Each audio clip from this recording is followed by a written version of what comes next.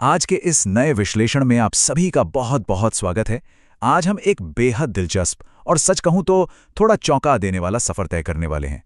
हम बिल्कुल macro level से शुरू करेंगे, यानी दुनिया के बदलते शक्ति समीकरण, और वहां से होते हुए सीधे एक माइक्रोस्कोपिक स्थानीय घटना तक पहुंचेंगे। एक ऐसी घटना जो हमारे पूरे सिस्टम पर कुछ बड़े और गहरे सवाल खड़ी करती है। तो चलिए, बिना एक भी सेकंड गवाए इस विषय की गहराई में उतरते हैं। फटाफट से देख लेते हैं कि आज हम किन किन मुद्दों पर बात करेंगे। पहले हम शिफ्टिंग ग्लोबल पावर डायनेमिक्स और मिडिल ईस्ट के टकराव पर नजर डालेंगे। उसके बाद हम डिजिटल दुनिया में आकर एआई के वर्चस्व की लड़ाई और मीडिया ट्रेडमार्क्स के पेचीदा मुद्दों को समझेंगे।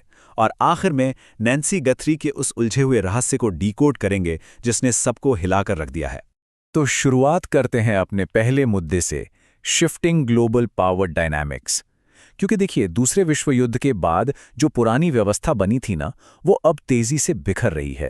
एनएक्सटी कॉन्क्लेव 2026 में प्रमित पाल चौधरी ने एक बात कही थी जो आज के इस जियोपॉलिटिकल माहौल को बिल्कुल सटीक ढंग से पकड़ती है। उनका कहना था कि अमेरिका और चीन दोनों ही अब बहुपक्षीय सिस्टम्स में निवेश करने से कतरा रहे हैं। सच्चाई ये है कि वो पुरानी व्यवस्था अब जा चुकी है, और इस नई स्थिति को अगर हम न्यू वर्ल्ड डिसऑर्डर यानी एक नई वैश्विक अव्यवस्था कहें तो वो ज्यादा सही होगा। अब यहाँ सबसे मजेदार बात यह है कि इस डिसऑर्डर के बीच भारत जैसा देश अपनी रणनीति कैसे तय कर रहा है।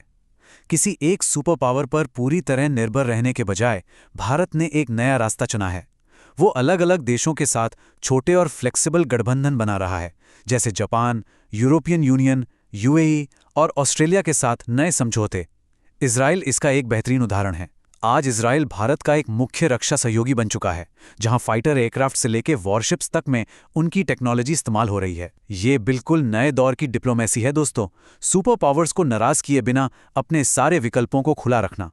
अब इन वैश्विक शक्तियों की ये जो खींचतान है, इसका जमीनी असर कहाँ दिख रहा है? सीधे चलते हैं अपने अगले हिस्से पर, मिडिल ईस्ट कॉन्फ्लिक्ट जोन्स। हाल ही में वॉल स्ट्रीट जर्नल की एक रिपोर्ट ने पूरे क्षेत्र में खलबली मचा दी है। रिपोर्ट में दावा किया गया है कि ईरान के साथ चल रहे टकराव के दौरान इजराइल ने इराक के पश्चिमी रेगिस्तान में एक गुप्त मिलिट्री बेस बना लिया था। अब देखिए, इस दावे की पुष्टि न तो इजराइल ने की है और न ही इराक ने, लेकिन सिर्फ इस एक सवाल ने पूरे खाड़ी क्षेत्र में सुरक्षा चिंताओं को कई गुना बढ़ा दिया है। जरा इस घटनाक्रम को देखिए, बिल्कुल किसी थ्रिलर मूवी जैसा लगता है।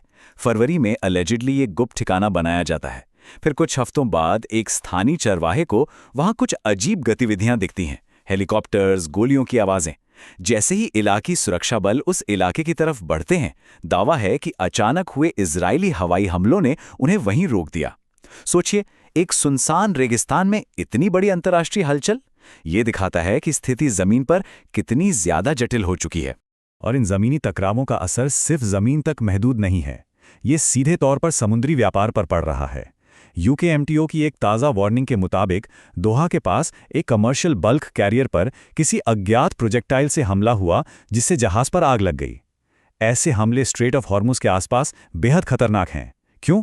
क्योंकि दुनिया का लगभग 20% तेल यहीं से गुजरता है। एक छोटे से इलाके की अशांति पूरे ग्लोबल सप्लाई चेन की नींव हिला सकती है।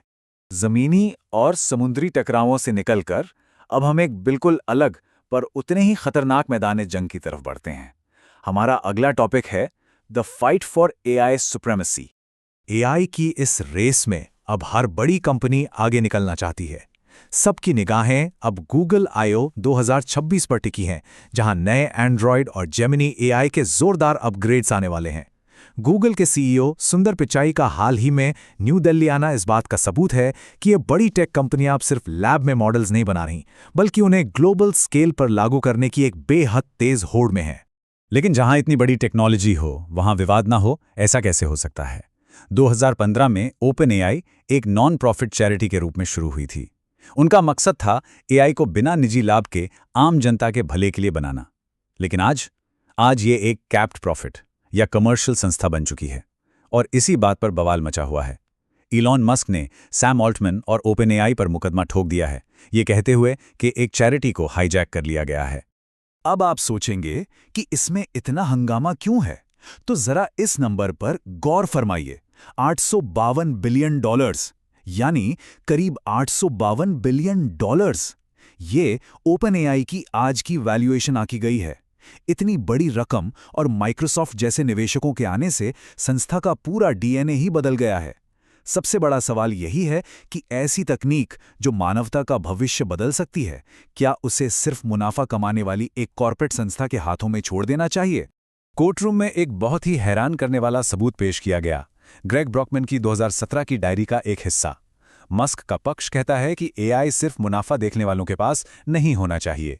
वहीं बचाव पक्ष की दलील है कि किसी एक व्यक्ति का OpenAI पर पूरा कंट्रोल होना खुद उनके मिशन के खिलाफ था।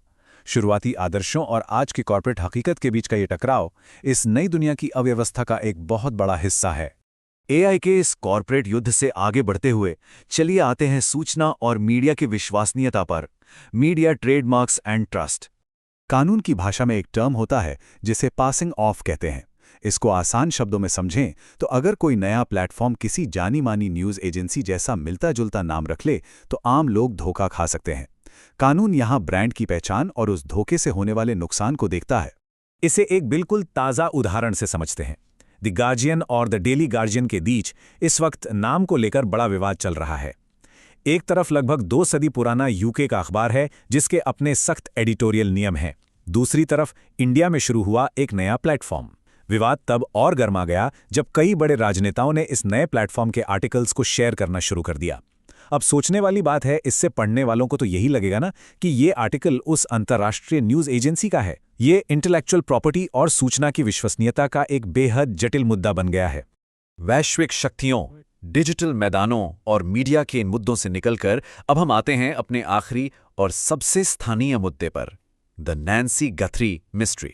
टूसॉन में एक 84 साल की बुजुर्ग महिला नैन्सी गथरी अचानक लापता हो जाती हैं और एक सिंपल से मिसिंग पर्सन के मामले ने अचानक एक डरावना अंतर्राष्ट्रीय रूप ले लिया। सवाल ये उठ रहा है, क्या उन्हें अपहरण करके सीमा पार मेक्सिको ले जाया गया? ये एक ऐसी घटना है जिसने लोकल पुलिसिंग और इंटरनेशनल बॉर्डर्स की कठोर असलियत को सबके सामने लाकर खड़ा कर दिया है। इस जांच में जो चुनौतियां आई हैं वो वाकई रोंगटे खड़े करने वाली हैं। पहली रुकावट तो वहां का भौगोलिक क्षेत्र ही था। सूखी नदियां और घनी झाड़ियां, ऊपर से मौसम का असर देखिए, तेज बारिश आई और सारे जमीनी सबूत अपने साथ बहा ले गईं। तीसरा सुराग एक डोरबेल कैमरा से मिला जिसमें एक शख्स मैक्सिकन कैरी स्टाइल में हथियार रखे दिखा है। और इन सब में सबसे बड़ी परेशानी क्या है? नोगालेस बॉर्डर की नज़दीकी, जहां सीमा पार करते ही किसी का भी भीड़ में गायब हो जाना बेहद आसान है।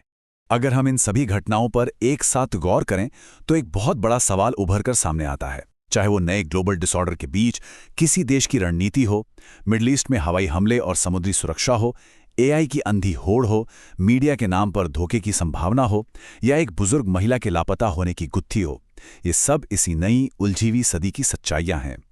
ये पूरा विश्लेषण हमें आखिर में इस सवाल के साथ छोड़ जाता है, इस न्यू वर्ल्ड डिसऑर्डर में सच्चाई और सुरक्षा की तलाश में हमारा अगला कदम आखिर क्या होना चाहिए? इस पर सोचिएगा जरूर। आज के इस विश्लेषण में मेरे साथ जुड़ने के लिए शुक्रिया।